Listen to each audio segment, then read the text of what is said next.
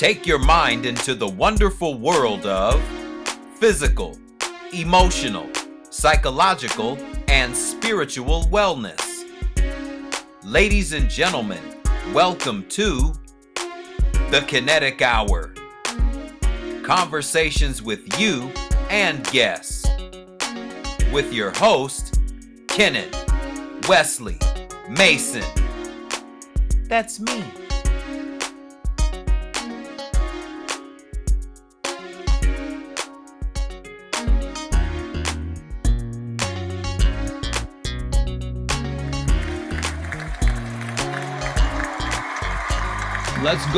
Let's switch gears for a minute.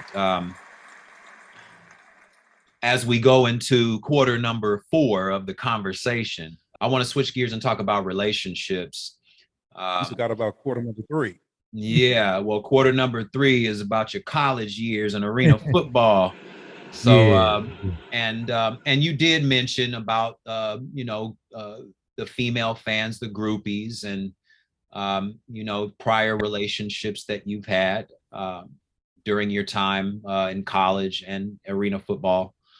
Let's go a little personal now. Relationships. You were married for a couple of years and 14 months. And okay, 13 months to be exact. Or was it 13? 14. 14 months. Okay. So 14 months.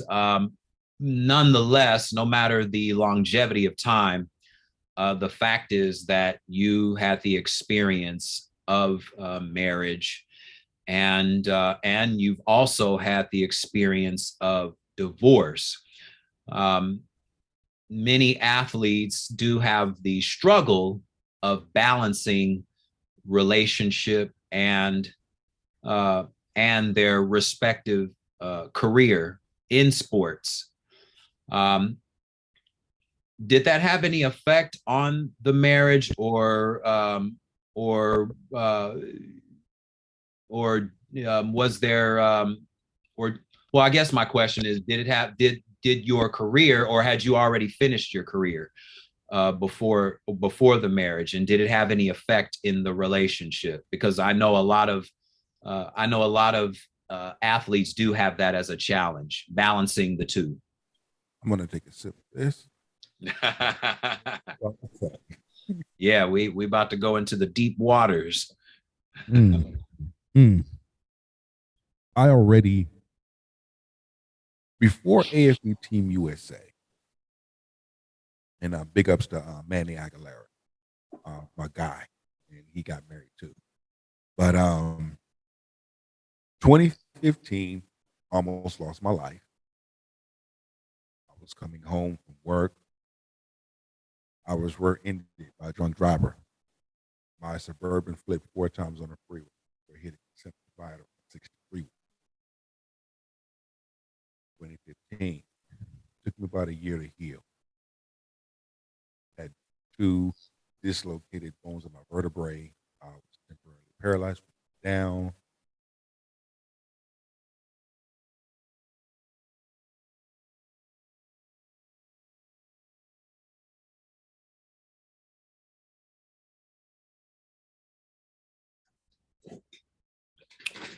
All right. All right. So you mentioned 2015. Just kind of glance over the story again.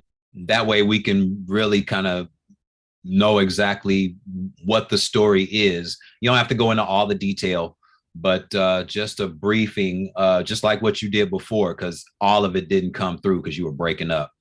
So just give me just a briefing on, because you talked about your accident as well.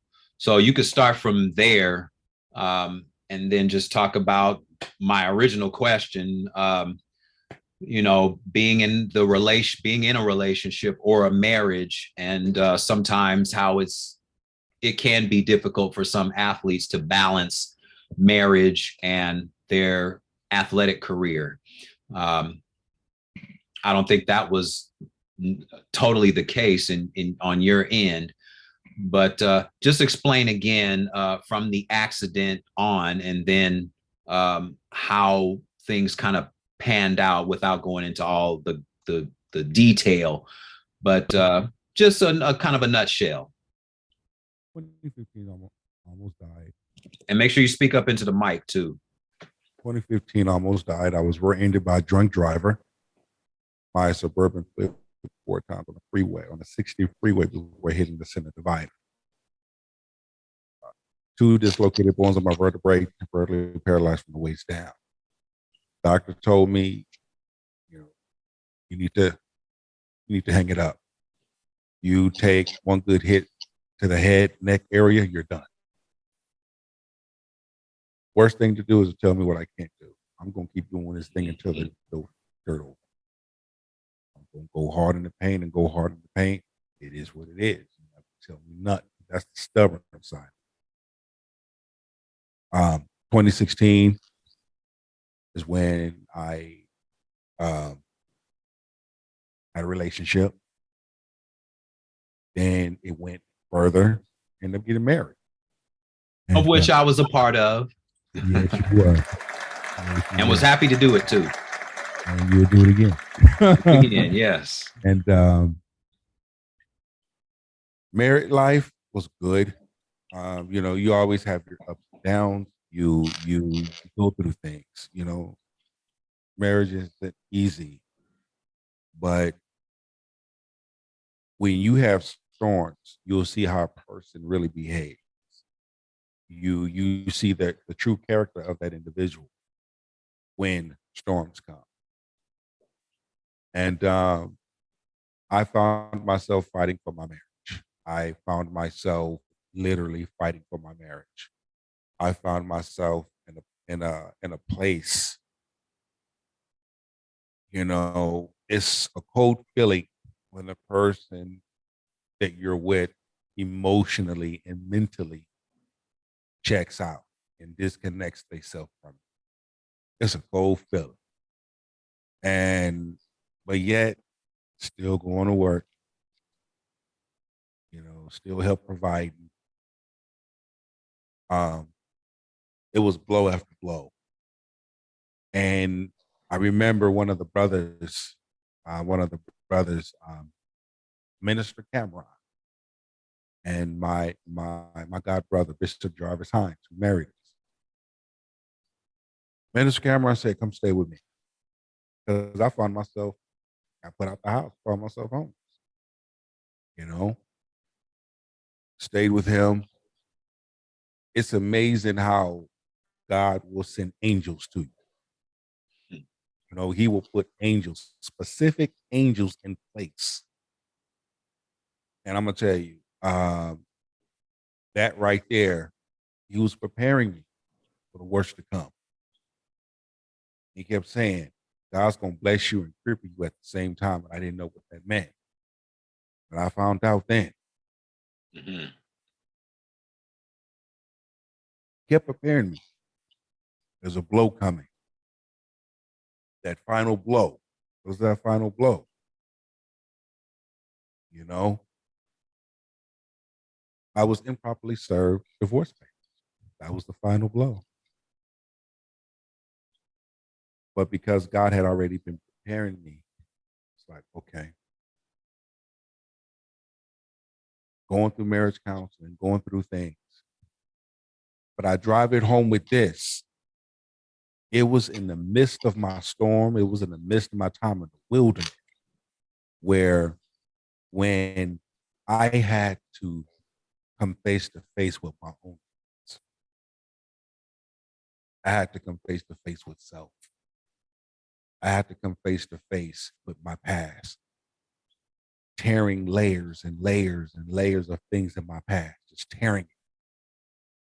And I remember hearing a voice saying, "Will you trust me?" Because I had a problem with trust because of my relationship with my mother. I had a problem opening up, trusting women, because if I open up and I trust, I get taken advantage of, taken for granted. So what I would do is I would shut down. I would not express how I feel. Because if I know all you're going to do is take me for granted, all you're going to do is use me, all you're going to do is hurt me, then why do I need to do it in the first place? You see what I'm saying? So through all of that, I was forced to go back. I was forced to go back, you know? And I'm going to tell you something. I didn't know how my mother was going to receive. I didn't care if she did or not. I knew that this was something that had to be done. Things that I've been carrying for like 25 years. I need to say this. I left home at 17, going on 18. I left home. I was on my own, you know? And, you know, even before my dad found out everything that was going on, and by the time he found out everything that was going on, he was living. You know, my mother kept me away from that side of the family.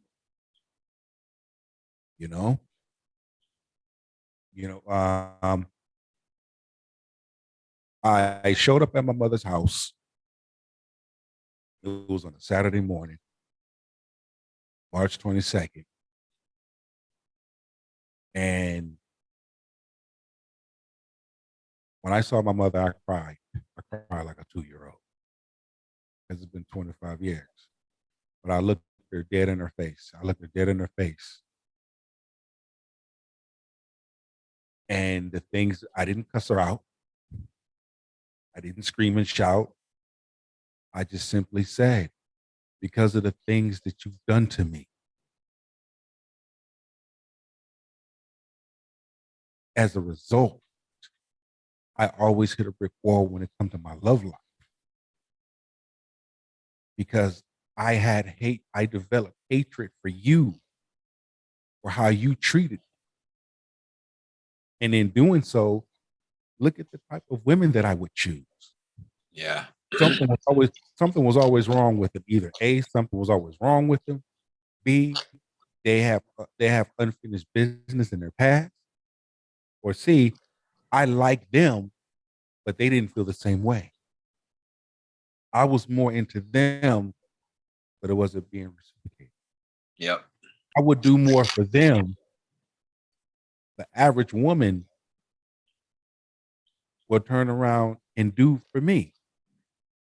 But that wasn't the case. The different types of women that I've chose, even down to who I married. And when I told my mother that, my mother said, "I'm sorry, son. I was never taught how to be a mother. Will you forgive me?" I said, "Mother, I forgive you. And I love you." And I'm gonna tell you something, the gates of heaven busted wide. Because that was the thing right there. That being able to make peace with someone that have wronged you. Being able to go back into your past and face that thing, you know, takes a lot. It takes a strong person to do that. And I'm gonna tell you something. It was the greatest feeling. And in my mind, we're on talking terms. We tell each other we love each other. I check up on her. I make sure she goes to her appointments, but we forget about it because it's been buried. We don't continue to bring it up. It's not the topic of every conversation. It's a process. You know, when a person says you're supposed to honor thy mother, thy father, no matter what, where's no matter what at the Bible? Ah, right. Right. Let's really set the record straight. And if you do have things in your past, you need to deal with that before you walk into your destiny. And something told me, you need to share your testimony with others. You need to share your testimony, especially with men. That was the thing that kept popping in my spirit. I know what it's like to be broken. I've been broken. I know what it's like to heal. I know what it's like to carry things, unforgiveness, anger. I know what it's like to carry. I also know what it's like to forgive and release. So learning these things and receiving counseling, once again, it goes back to those angels. God put certain angels in my life, and I'm gonna tell you, I love each and every one of them because they all played their part. Even you know, have played their part because it's like y'all know me. Yeah, other people know me for being big truck, the athlete, all the other stuff, the bodyguard, but outside of all of that, it's like we know you and everything that was said about you, that's not true. That's not true at all. You're a big teddy bear. But if you rub that teddy bear the wrong way, you're gonna turn into a grizzly bear on you. Yeah. you know? Yeah. Yeah. I mean, it's But now, let me ask you this, because this is something that I've always been curious. I don't think I've ever asked you about it. Because when I first met you, your last name was different than what it is now. Um, talk about that real quick. Why the name change? my mother and my dad, they had issues. They had some things going on. I'll leave it at that. Yeah. And to get at my dad, my mother was promiscuous, and one of the persons that she was seeing had that name, and that was the name that she gave me. And you know, it stuck. That was my name, but yet, in order to get back in place where I belong, a lot of things I had to collect, and that was one of them. Mm-hmm. I said, no, I'm a Myrie. I'm going to take my dad's last Yeah. As you should. As you should. I mean, that now that I know, yeah, it was the right thing for you to change your name to be what it was supposed to be in the beginning. name. Exactly. So I was always curious about that because I'd always remember you being the last name was always different when I first met you. So thank you for sharing that. Thank you for sharing that. Um, now you've been through, you've had the experience of marriage, you've had the experience of divorce, you've had the experience of a few relationships. Um, and I will say this, you've been in relationships with Caucasian and what we call African American women. You've been on both sides of the coin. And like you said, the results were pretty much the same as far as the ending result. So in your case, it really didn't matter. The issue of race, black and white, really that wasn't even a factor because even though you were married to a black woman, it still, unfortunately, it didn't end the way I'm pretty sure both of you conceived it at the time. What have you learned from the experience? And then we'll segue into why you started the King's Table. Well, first off, when you're hurt and you're broken, you're gonna say things, you know. And I said some things. I said I would never, ever, ever, ever, ever date another black ever, from dating to marrying, ever. But then, you know, having that time with myself, having that healing time. Not every black woman is bad, Of course. but look who I chose. I chose a woman.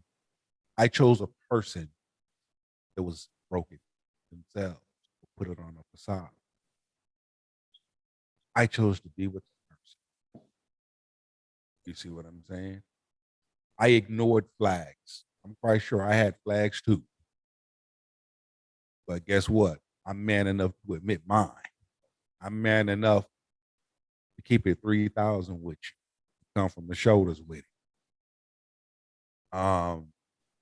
I've also learned that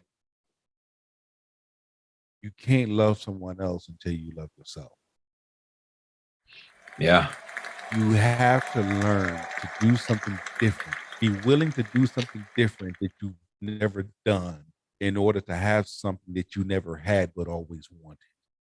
There are good men and women walking around the universe, you know, but we some people tend to gravitate to what they're accustomed to, you know. Some are accustomed to the Pookie and the Ray Rays, the Makitas and the Shaquitas, you know, they are accustomed to that. But when a good man comes along or a good woman comes along, it's like, okay, this is different. This is not what I'm used to. So they would either self sabotage or throw something good away or pass it up or get put in the friend zone, Right. you know? So I've taken a lot of time to look at myself, and just because this person treated me that way, that don't mean everybody the same. I have to look at who I chose, and this is who I chose. I chose a broken person. I chose a person that was broken. I chose a person that had emotional and mental issues, you know, and I man up to that. But listen, all of this had to happen. Number one, I'm glad it happened because it put me in a better place, and I have a better perspective. It made me a better. It made me a better man. You know. Better man. And now you have more insight now, um, that you can give to others, which is the reason why you created what's called the King's Table. I mean, you mentioned about how you had your own um, life challenges to acknowledge and confront, and you were brave enough to confront yourself and brave enough to confront your past, meaning that you were wanting to kind of clean the slate and clear the slate between you and your mother.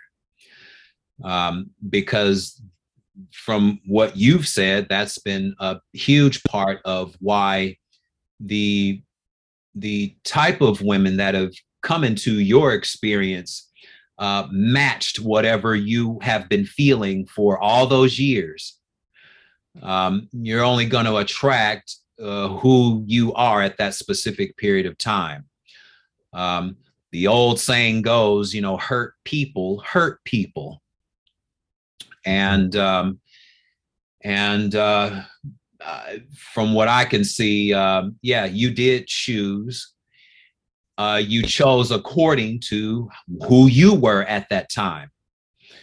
And but as time moves on, you know, you get to learn yourself once you acknowledge that, wow, I really do need to change some things about me, not about the other person, because you that would take too much of your energy to try and change your spouse.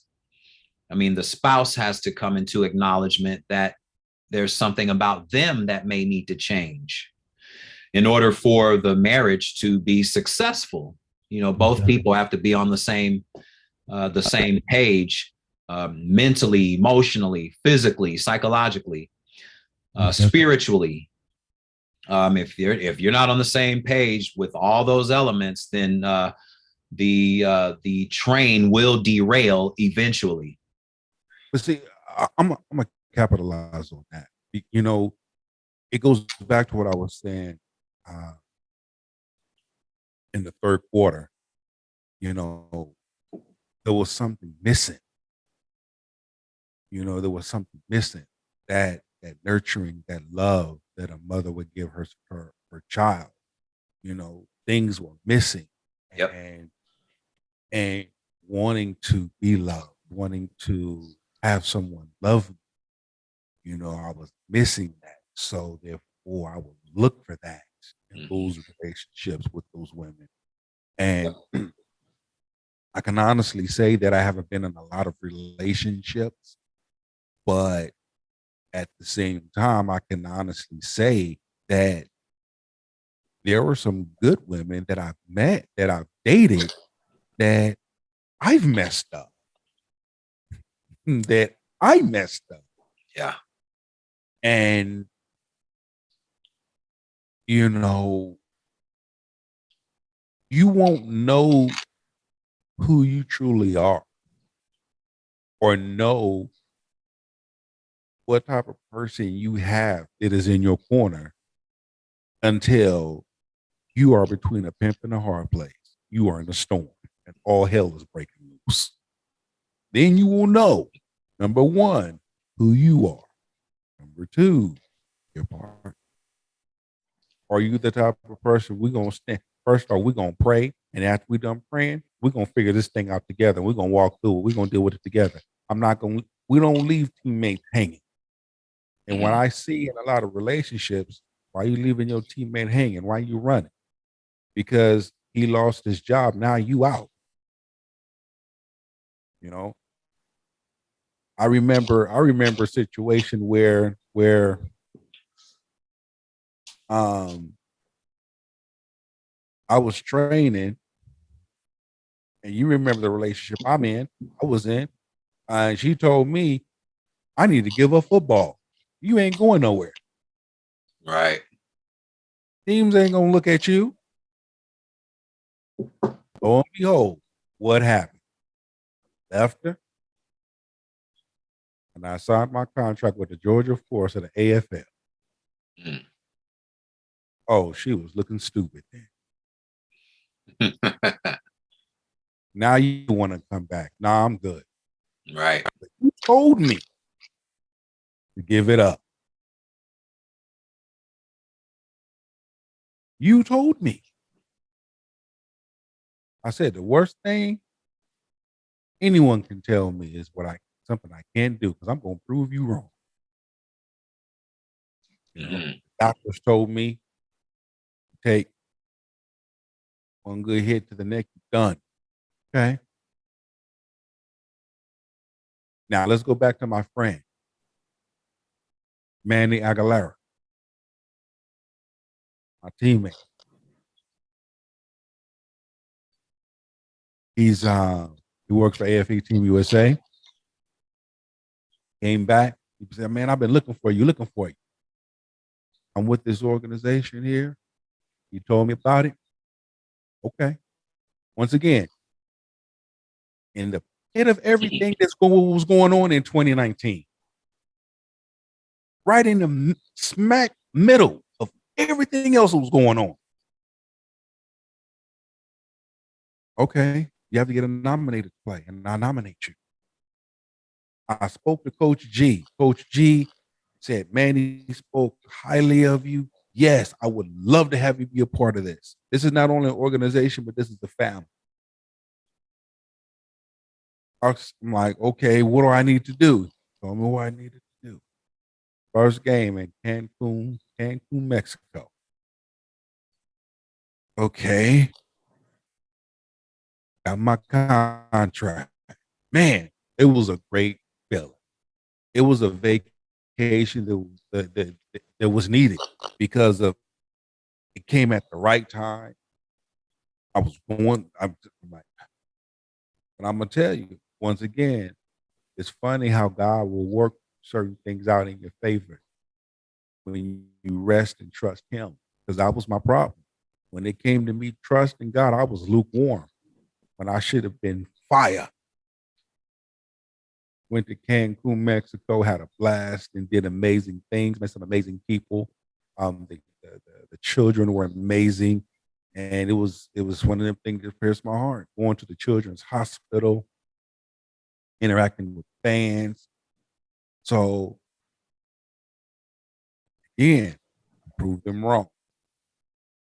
Went out there and I did it. I blessed the field. Played ball.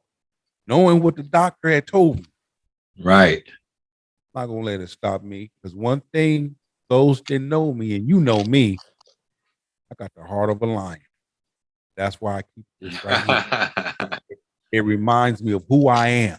Right. You know, I keep moving forward. I may have a few setbacks, but I don't stay back. Yeah. I continue to move. I continue to move. You know, when we came up with the King's Table, it's like, man, I need to share my testimony. There's a lot of men. There's a lot of hurt, broken men. They need to hear this. And that's why I started King's Table, because men need to have a platform, have a place where they can go, where they can express themselves with no judgment. They can be who they are. They can share their testimony. It doesn't matter what color you are. We all men, aren't we? Mm-hmm. Let's get it. Let's spit fire. Because when you have a person on their purpose, it walks in their anointing, it's hard to stop that. And that was the thing. And it's slowly growing. And I believe and I know that my audience is going to continue to grow, grow, grow, grow. I'm going to reach a lot of men, share things, do live conversations, you know, and really bring back the masculine man, because the masculine man has lost his place. Or what some people would call the alpha male, as opposed to the beta male. Not saying that the beta male is out of place or weakling or anything like that. Both types of men have their place. But I do know that you have created a platform where men can come and they can be vulnerable too. Exactly. Because one thing, I mean, for example, on social media, you can find hundreds, if not thousands, of women or female hosts that strictly cater to the feminine emotion. You know, I teach women how to do this, or I show women how to create their self-esteem, or I teach women how to do that, or be more powerful and walk in their truth, or whatever it is.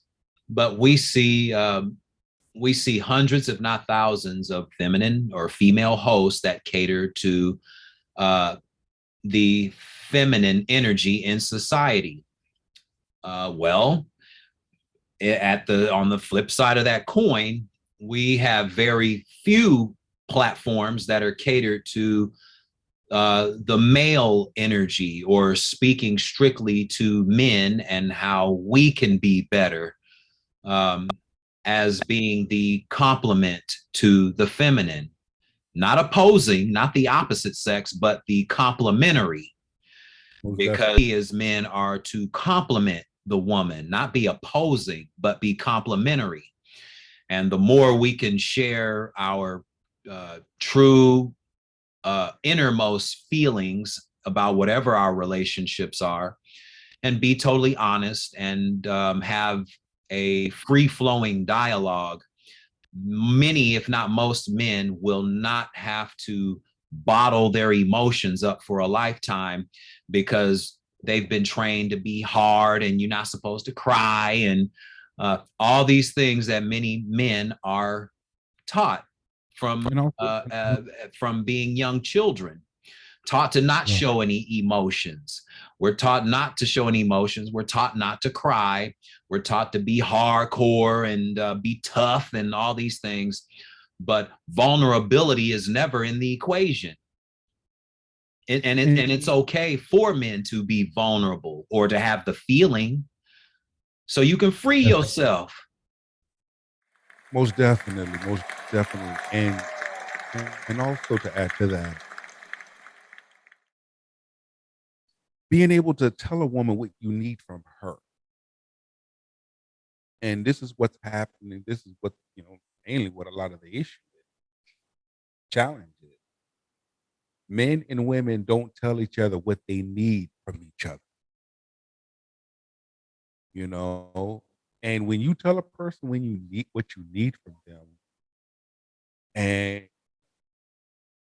with us men, we simple. Even a crackhead can figure this out. We're simple. We're simple. What men bring to the table, here's the thing: love, peace, communication. Treat me like a king, I'll treat you like a queen. Teamwork. You ask a woman what she brings to the table. I don't want to hear nothing about your finances, about who you are, what you've done, what you got. If you cannot bring love and peace to the table, you got to listen. What do men want? Not men. What does the man that's sitting across from me want? There you go. That sounds more better. Just like, what does the woman that's sitting across from me want that I'm exclusively dating and that she's exclusively dating? I mean, I talk to so many people. Yeah, I keep it 100. F that. Da da da da da. Yeah, you outspoken when it comes to putting somebody else on blast, or saying, putting somebody else on blast. But when it comes to having a direct conversation about what you want, what you need from that person, being vulnerable or open up, boy, you act like a church mouse. But a few minutes ago, you said you keep it 100. You keep it real. I don't give a fuck. I don't do this. What happened to all that? Mm-hmm. There's nothing wrong with being vulnerable. There's nothing wrong with saying, babe, this is what I need from you. Right. This is what I need.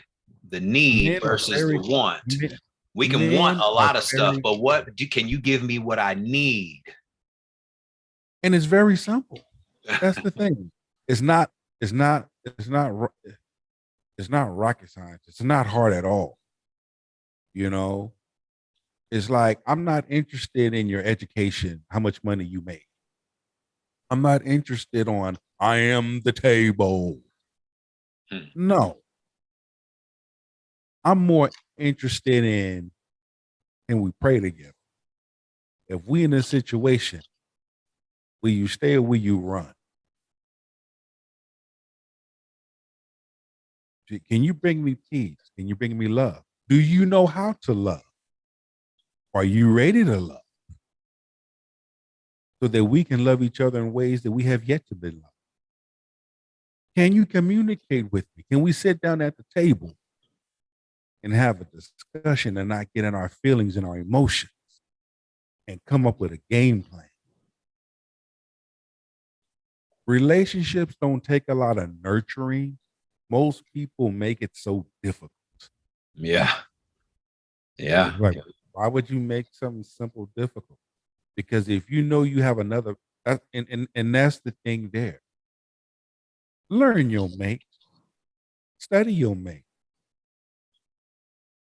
And once again, these are things that I've learned along the way so that I share these with men. I welcome women too.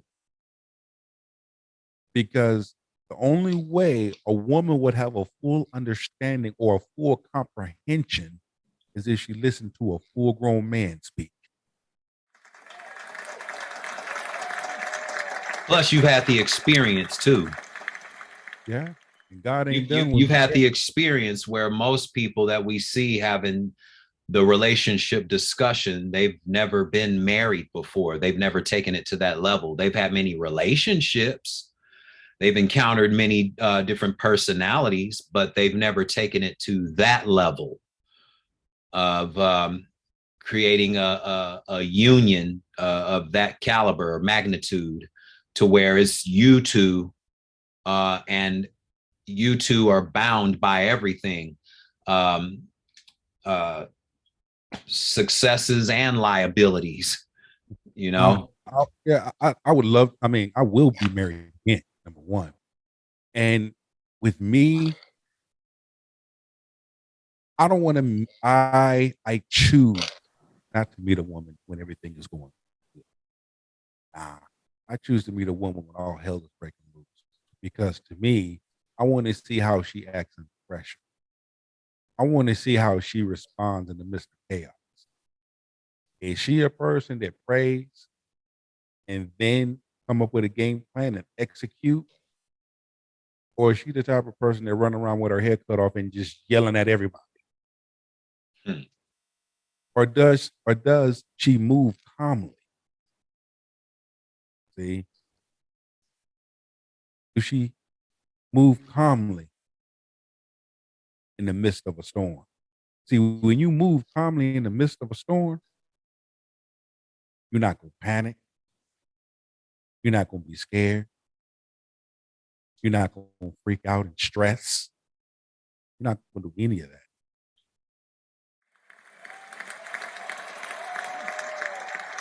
I know that you have a lot of insight to give.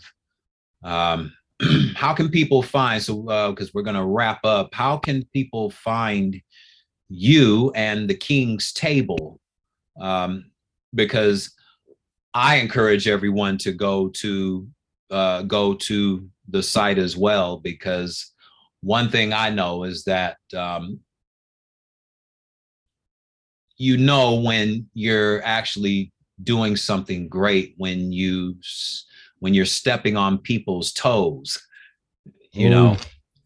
When you know you stepping on people's toes or you getting under people's skin, that's when you know you onto something, because a lot of times people don't like to hear the ugly truth about themselves. um, even when we're doing our own work. you know Yeah. um, You know, but I don't believe in giving that Kool-Aid feel good message. I believe in look. I'm gonna come from the shoulders with it. You may not like me now, but you'll respect me later. You know, um, where I can be found, go to YouTube, Doug King's Table, DA space King space table. You know, you can also catch me on Instagram. I am underscore E underscore a king. You can catch me on Instagram. And yeah, I love to hear from men. You know, I love to hear from people. And if you want to email me, you can email me at trucknation at myyahoo.com. Yeah, make sure you go to all the platforms, especially YouTube, The King's Table. There's some great shows there.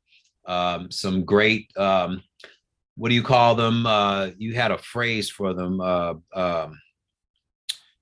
Oh gosh, see, it's on the tip of my tongue now. Response videos or reaction videos. Reaction videos.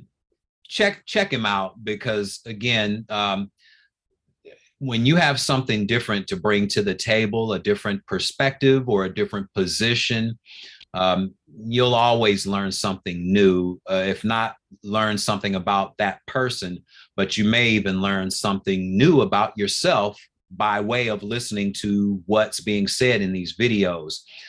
There's plenty of them on there, so definitely go check it out. The King's Table is on YouTube, and his Instagram page as well. Yeah. Check him out. Big Truck. I want to thank you for being a guest on the Kennetic Hour. I know we've gone over the hour, but it's okay, because when the information is great, it needs to be given, and great information is never to be rushed. So I thank you once again. Especially when you sit back and you let your soul speak. Absolutely. Yeah. When you let your soul speak, you're literally freeing yourself. So I want to thank you for allowing yourself to express what you needed to here on this platform. Once again, check out The King's Table on YouTube. My guest is Big Truck on the Kennetic Hour. I want to thank everyone for tuning in. Your patronage is always appreciated. Your viewership is always appreciated. I'll be back again for another episode of the Kennetic Hour. Until then, until next time, I'll see you.